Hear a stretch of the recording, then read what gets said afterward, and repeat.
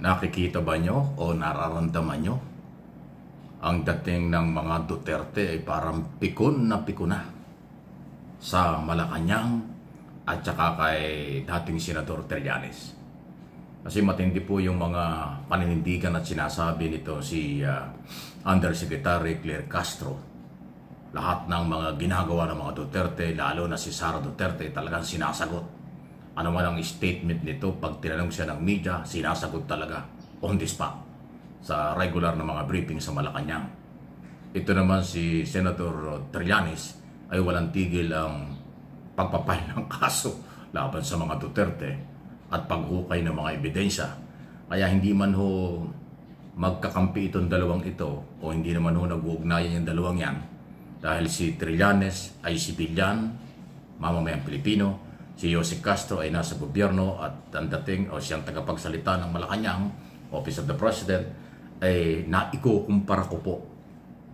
Obligasyon ni Castro, Jose Castro, ipagtanggol ang Malacanang at sagutin naman ang mga tanong ng media kaugnay sa mga statement ni Pulong Duterte, ni Sara Duterte at yung ibang mga Duterte supporters. So kaya ho parang hindi man sila nagkakaroon ng ugnayan. Ang ganda ng combination. Isang tagasagot at bigay na reaksyon sa mga sinasabi ng Duterte. Isa naman na nagpatuloy ng pagpapail ng mga kaso at paghukay ng mga ebidensya. Mabuti lang yung mga ebidensya ni dating Senador Trillanes. Kahit na tayo ay binaha dito sa Metro Manila at kung saan-saan lugar sa buong bansa. Hindi nadala ng baha. Magaling magtago ito, sundalong ito. Sundalo talaga, maabilidad eh. Di ba, Senador Trillanes? Sa dami ng pagbaha sa Metro Manila, yung mga dokumentong hawak mo noon at ngayon, hindi nabasa, hindi nabaha.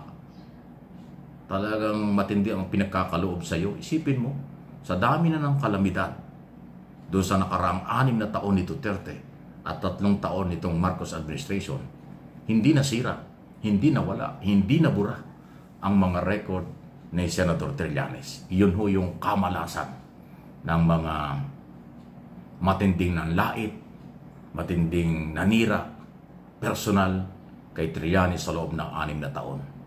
Dahil kaya pala kahit anong kalamidad, hindi nabasa at nawala ang mga ebidensya dahil pinanindigan ni dating Senador Trillanes na pagka nawala na sa pwesto ang mga Duterte, kanyang ipakukulong. At nangyari na nga, nakulong si Duterte sa Dahig. Siya yung unang complainant dyan sa kasong Crime Against Humanity at ang kanyang grupo noong 2017. At ngayon, tuloy-tuloy ang pagpapay ng kaso. Kinasuhan si Duterte at si Bongo ng plunder. Susunod si Sara Duterte, si Pulong Duterte ay naunang kinasuhan niyan doon sa Department of Justice. Lahat to kinasuhan na niya. Okay? So yun yung combination ng dalawa. Sa aking personal na observation at pag-monitor ko sa galaw. Kaya ako nabanggit at sinasabi na pikon itong mga Duterte at followers nila dito sa dalawang ating tinutukoy. Ever tayo magagawa. Hindi naman ho talaga pwedeng manahimik ang Malacanang sa mga ginagawa at sinasabi ng mga Duterte. Kita ninyo yung katatapos lang na ASEAN Summit, doon mismo tinukoy na at bumanat na si Pangulong Marcos Jr. laban sa dating Pangulong Duterte dahil sinasabi niya talagang walang ginawa at napabayaan, pinagpabaya sa issue ng West Philippine Sea. Kaya inabuso ng China at higit sa lahat yung pagiging nakipagkaibigan pa sa China. O kita nyo, hindi nakatiis. Di ba? Yan po eh. Ang katotohanan kasi ay hindi talaga pwedeng mapagtakpan kailanman. Ang katarungan ay hinahanap at ipinaglalaban. Hindi yan itinatago.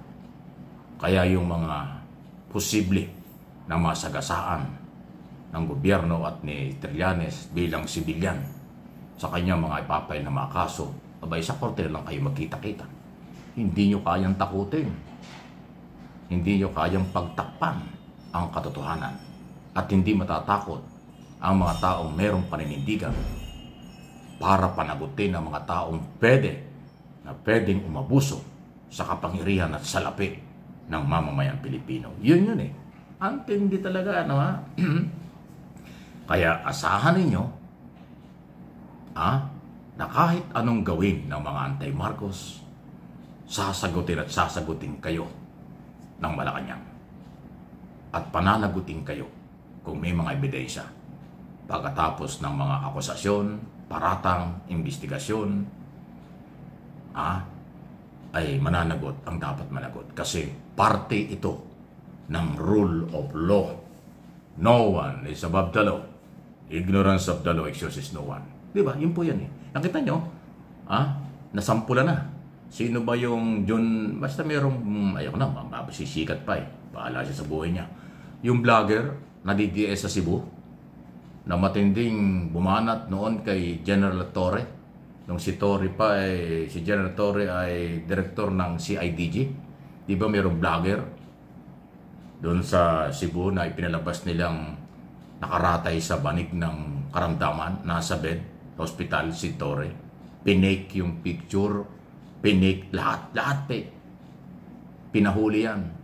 Nagmamakaawa.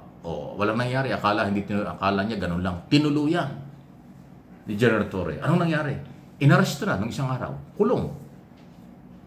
Ganyan pong katindi ang kapalpakan.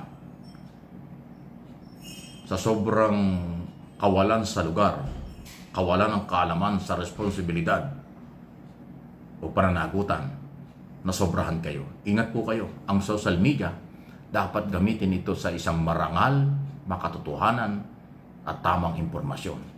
Pero kung kayo gagamit ng AI, gagamit ng fake picture, para lang kayo magkaroon ng views o followers at sisiraan yung reputasyon ng isang tao, babalikan at babalikan kayo. Kaya itong aking channel, sa totoo lang, di ko tayo nagyayabang. Pinakaiba sa lahat. Wala akong masyadong video at saka picture. Hindi ako nagpo-post ng maraming mga picture at saka video. Sila, lahat ng mga vlogger halos, yan ang ginagawa. Style nila yan, okay yan. Ako may nagko-comment nga sa akin, bakit yung style? Ba't wala kang video, wala kang picture? Para patunayan na sinasabi mo, hindi. Ganito ang aking paninindigan. Pag sinabi ko, alam ko. Pag sinabi ko, paninindigan ko. Mas naniniwala ako sa aking sariling opinion, interpretation, sa nangyayari, kaysa sa magpakita pa ako ng napakahabang mga video at maglagay ng marami mga picture ng mga mukha na kung sino-sino dyan. Bakit ko pa sisikatin sila? Di ba? Di sarili ko na lang i-display ko at paninindigan ko ang sinasabi ko. Yan po yung aking style.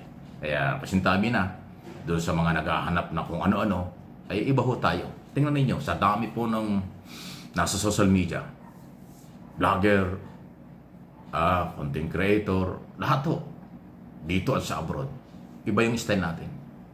Mas binababad ko yung mukha ko dahil hindi ako nagtatago. Hindi kasi ako fake news. Hindi ako mapanggamit ng kahit na sino-sino. Bihira akong gumamit ng picture at mga video, kaperaso lang, halos wala. Katulad nito. Bakit? Hindi ko na kailangang ipakita yung mukha ni Jose Castro. Hindi ko na kailangang madalas ipakita yung mukha ni Senador Trillanes. Kilalang-kilala naman yung mga yan. At saka yung mga Duterte. Di ba?